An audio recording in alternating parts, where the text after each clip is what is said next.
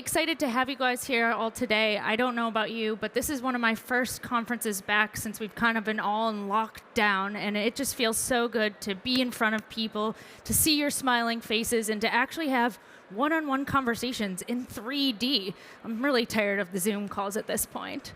Thank you again for joining today's session. I'm so excited to be on stage here today.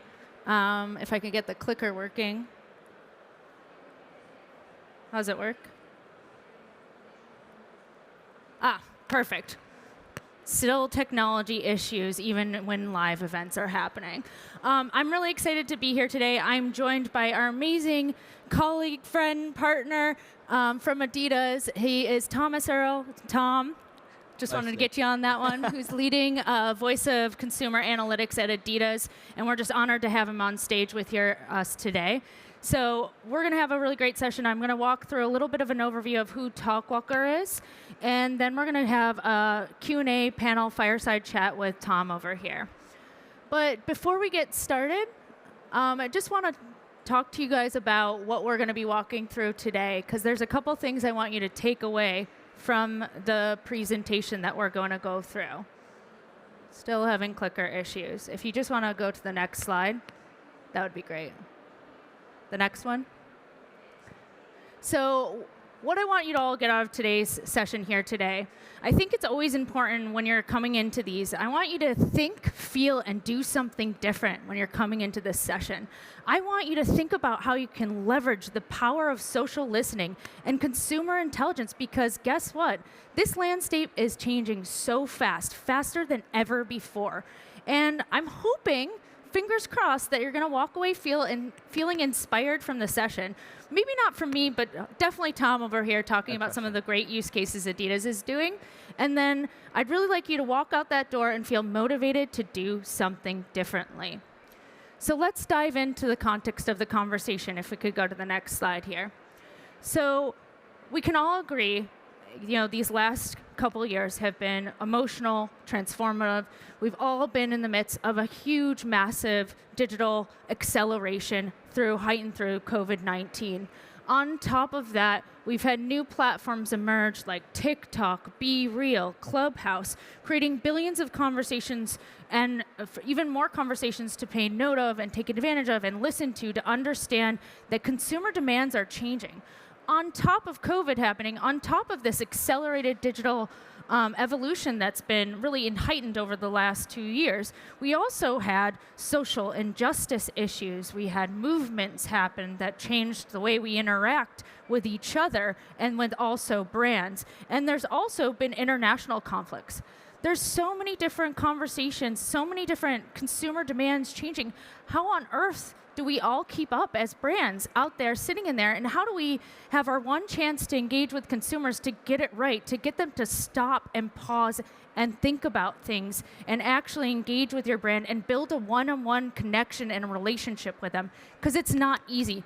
And if we go to the next slide, there's challenges that brands are faced with. Because of this ever-changing consumer landscape and these billions of conversations that are happening on a daily, minute basis, it becomes impossible for brands to keep up with these challenges.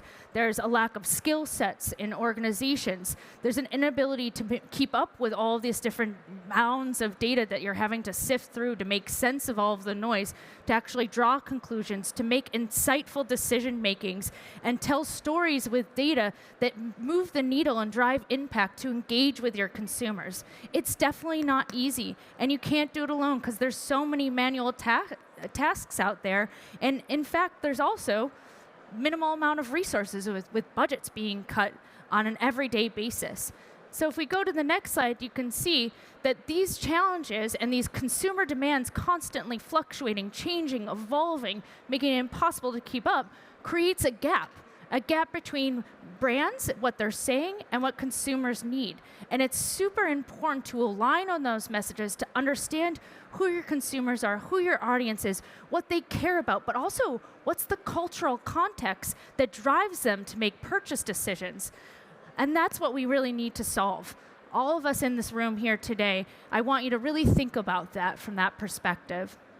And if we go to the next slide, we can really see the rise of what we're calling consumer intelligence. And it's really the power of combining internal and external data to solve business problems. If we go to the next one, we can see that the industry is evolving. Talkwalker is a social listening company, and we're very proud of that. We started out as a web crawling technology using the latest advancements in machine learning, and then since have developed partnerships with over 20 social networks to capitalize and harness the power of all of these billions of conversations. But it's not enough anymore. You need to look beyond social listening to combine social data with other data sources, such as reviews, SEO data, care data. All of this data together helps you get more connected across your organization. It solves more use cases and helps you make more informed decisions based on context, because context is key. It takes the what and gives the why. And that's the blending and the power of social data coupled with other external and internal data sources. And if we go to the next slide, you can see how Talkwalker helps our brands and our customers harness the power of that across the entire organization. Whether it's finding that next new flavor or new innovative sneaker design that you can leverage based on consumer demands, whether it's creating that more personalized marketing strategy, because you can't target millennials the same way you target Gen Z or even parents for that perspective in light of everything that's going on. You need to increase your ROI by creating more enhanced marketing, and you need to enhance your consumer experiences because, again, when someone has a bad experience with you, whether it's online or in your stores, you can lose them forever because there's plenty of opportunities for them to engage in other areas across your brands. So now I'd like to segue, if we go to the next slide.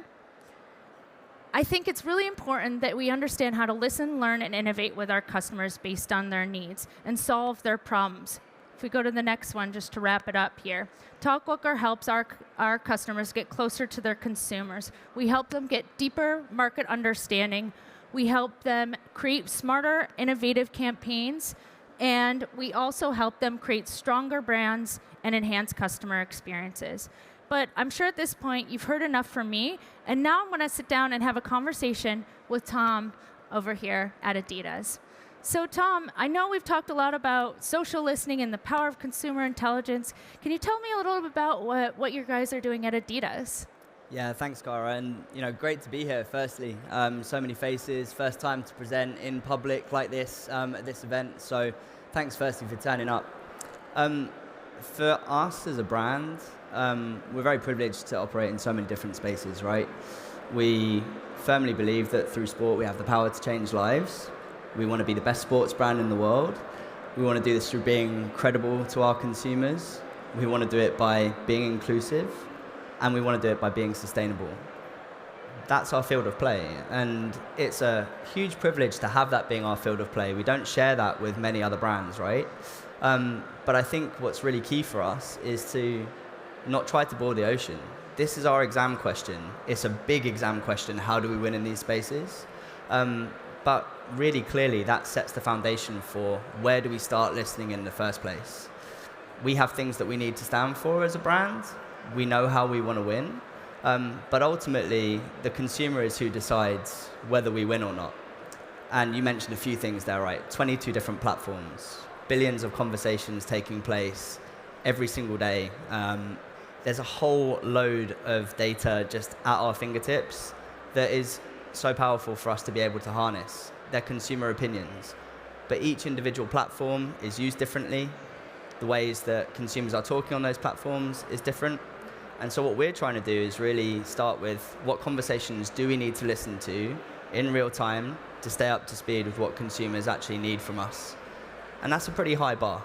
That is an incredibly hard bar, and it's impossible to do. And how do you guys know how to communicate in these different channels? Like, how do you set a strategy of so many products, brand lines, and obviously just an overall lifestyle brand that you're trying to uphold to? So how do you navigate through all of this? Yeah, I think it comes back to the field of play, right? We know that sustainability is incredibly important to us as a brand. We know that we're at our best when being inclusive. So it's really important for us to understand, what does inclusivity mean in the areas that are going to drive growth for our business? And you can see it's publicly available in our strategy, where our growth is going to come from. So having our antennae out in the first place in sustainability across different platforms, across the different sports and lifestyle areas that we want to keep track of is just the starting point. But for example, we know that the conversations that take place on Twitter, it's a great engagement platform for real time. But it serves a totally different purpose to how consumers might use Reddit, for example. Exactly. Reddit can be a really great, or forums in general, can be a great source of inspiration for us when consumers are having discursive conversations, really trying to get into the meat of a topic or an issue, be that sustainability or be that what do I want from my running shoes, or anything that is important to us as a brand. And so understanding how consumers are using those platforms in the first place helps us navigate not only what we're listening for, but where we're listening for it as well. And I think it's so important to speak with the consumers and not at them, right? Nowadays, people are victim to thumb scrolling, so they can lose interest quite quickly from that perspective.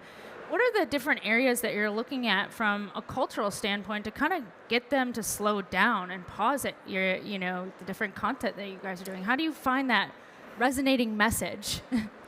Yeah, firstly, there's no silver bullet, right? And I think that what Talkwalker has been great at doing is shortening that time to insight for us, and having a monitoring tool that allows us to navigate those conversations in the first place is brilliant. What we need to do is figure out what do we want to stand for, what are the conversations that are important to us, and make sure we track them. So, as I mentioned, there are a few key areas of our business that are going to represent 95% of our growth. Mm-hmm. So this is a good starting point. To name a few of our categories, football is huge for us, training is huge for us, running is huge for us, outdoor is huge for us, the lifestyle fashion space, which is enormous. So one of the things that we've tried to do is figure out what do we want to stand for as a brand, and how does that language pervade in consumer conversations? Do we want to be known as innovative, and how do consumers talk about that? Do we want to be known as sustainable, and how do consumers talk about that? So we can layer that across each of our different sporting categories and lifestyle territories and say, here are the inclusivity conversations in football that we need to be paying attention to. So in short, we use all that information to be able to not just think about how do we behave on social, how do we behave as a brand? Because if these billions of conversations are happening, we can figure out how do we play a role in our consumers' lives by permission, and be invited into that conversation. And that's how we're using social listening to stay on top of those sorts of issues in real time. Yeah, need real time at this point. It's happening fast, right? It's ever changing from that perspective. And when you guys are kind of looking into all these different conversations, how do you kind of sell that story internally?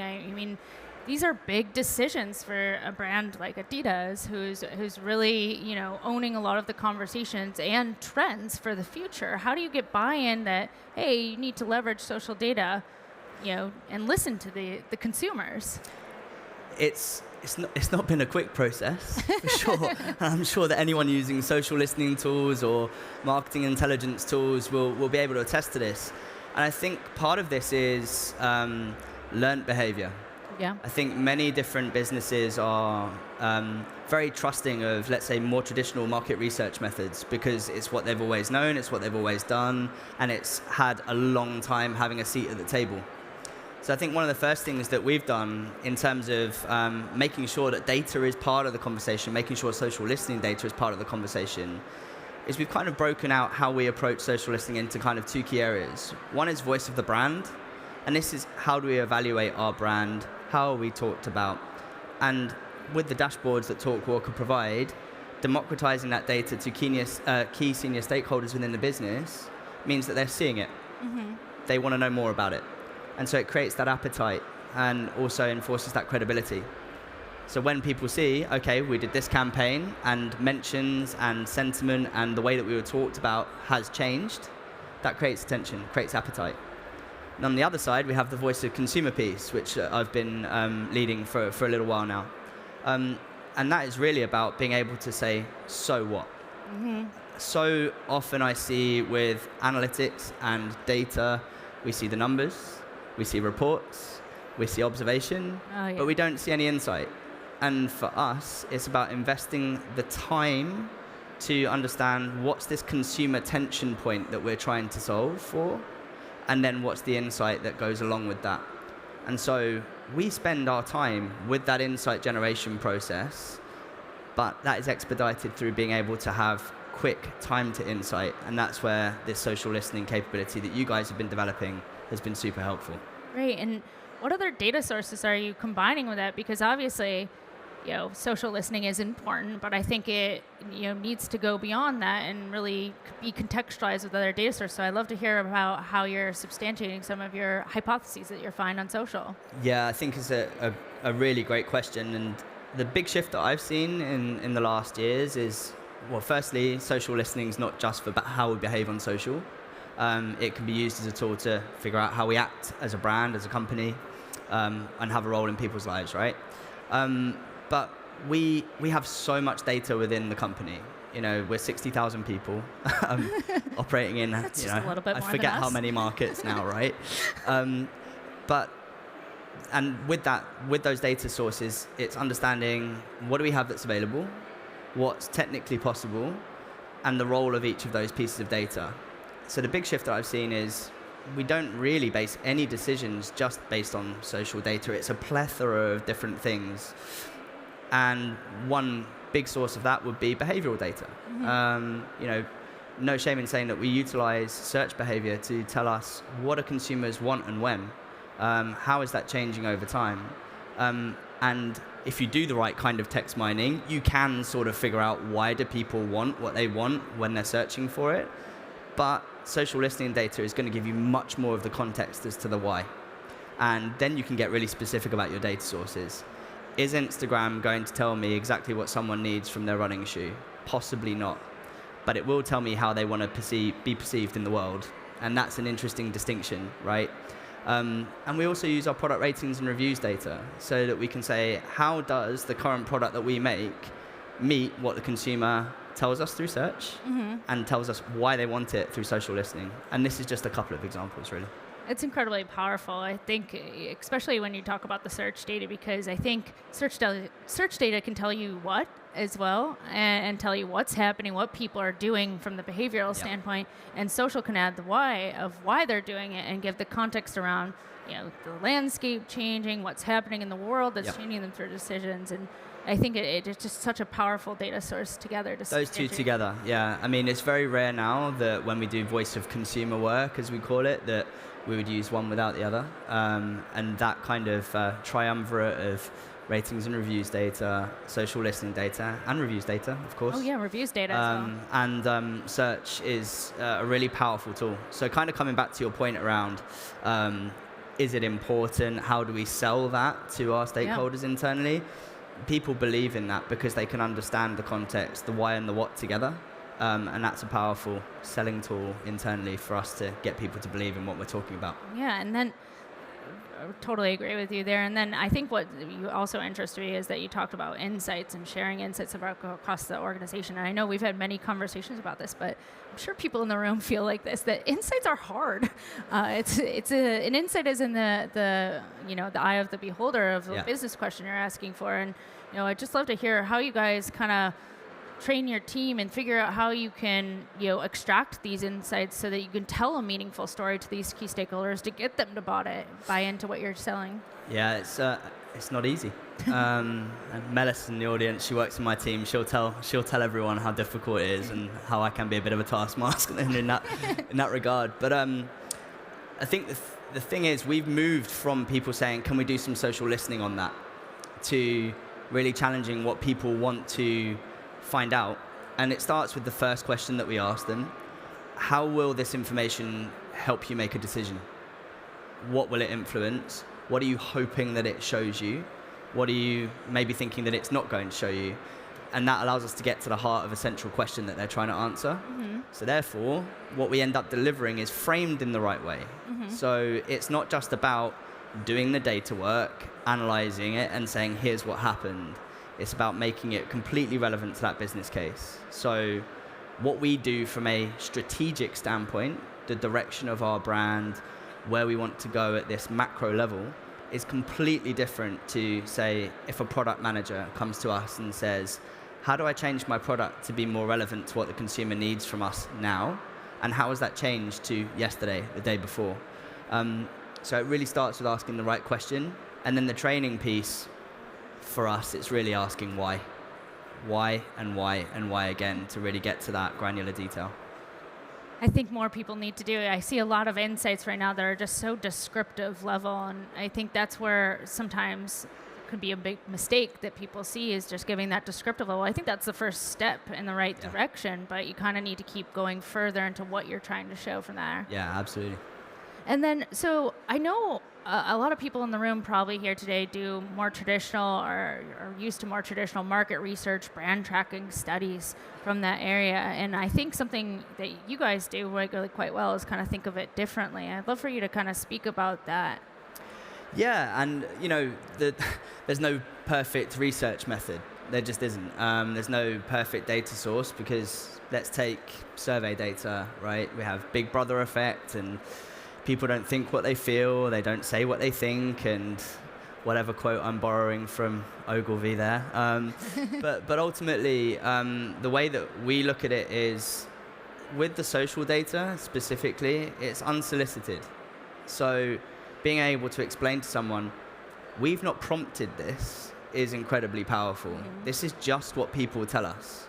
And I think second to that really is, ultimately, if people are unsolicited in that feedback, we're not leading the witness. When you run a typical market research survey, you're starting with a set of questions.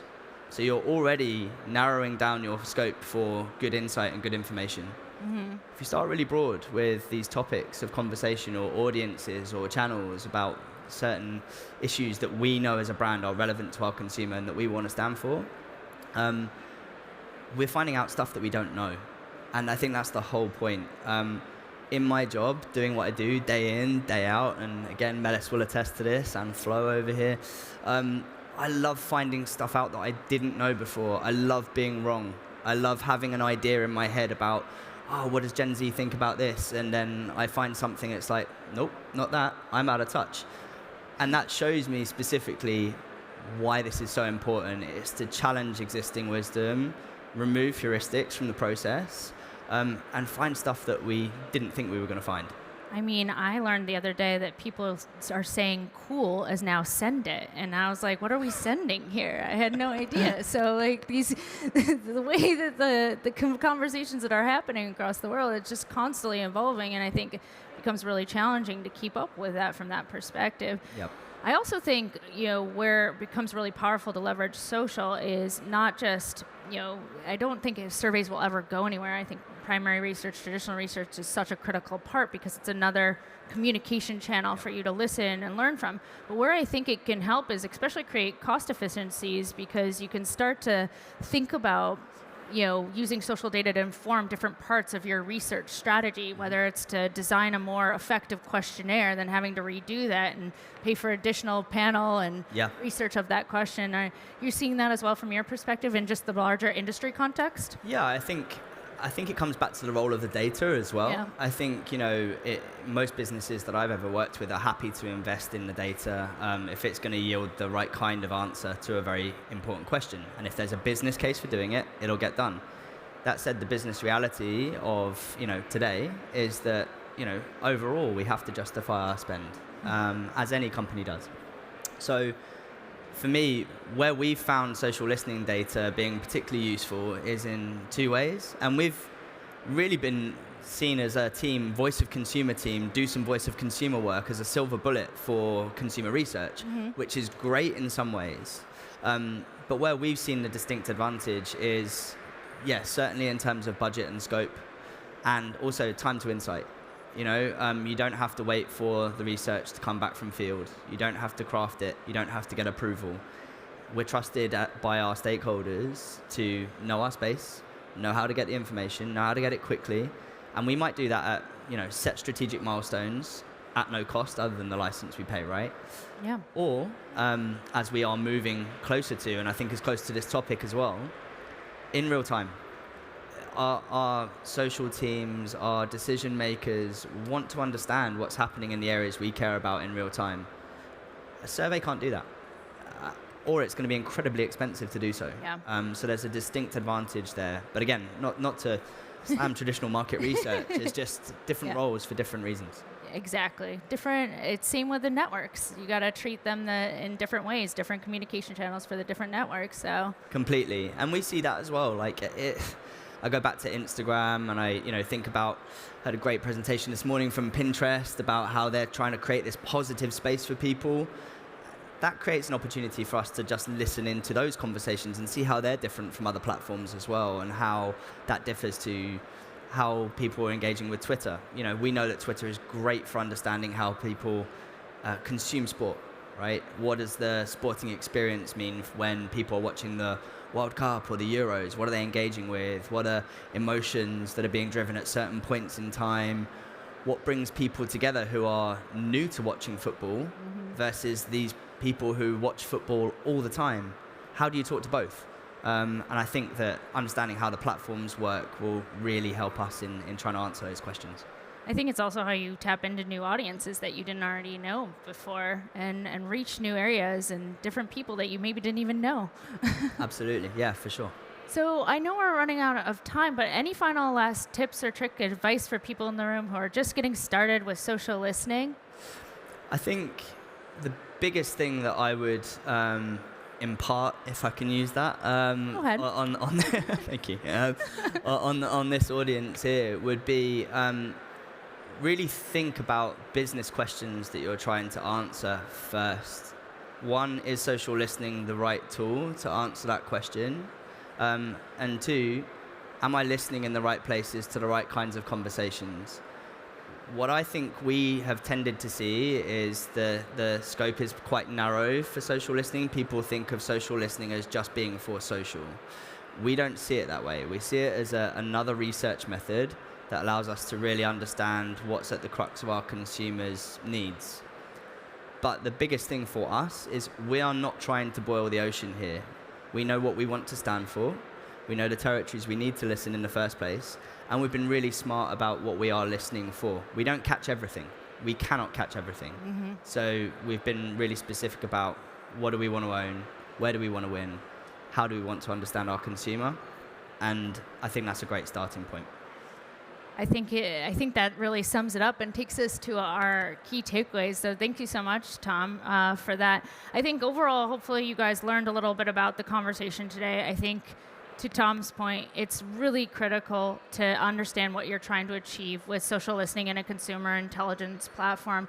You need to be able to harness all of these conversations that are happening in and around your brand. There's so many of them, and you need to harness them based on a business question that you're trying to answer, and really being able to tell a story and uncover that insight, that so what of the information, and democratize that data across the organization, because data can't live in silos. It doesn't work if you can't act on it. And so I just want to say really thank you for everyone for joining today. Love to open it up to anyone if they have any questions for Tom or myself. All right, no questions? Well, if that case, I will just say thank you guys so much, Tom. It was such a pleasure. Thank you so much for being a partner of ours, and really excited that you joined me on the stage here today. It's been a true pleasure, and we appreciate all of your insights. And feel free to check us out at the booth over in Hall 6. We're excited to meet you all in person and tell you a little bit more about Talkwalker. Thanks for joining again today.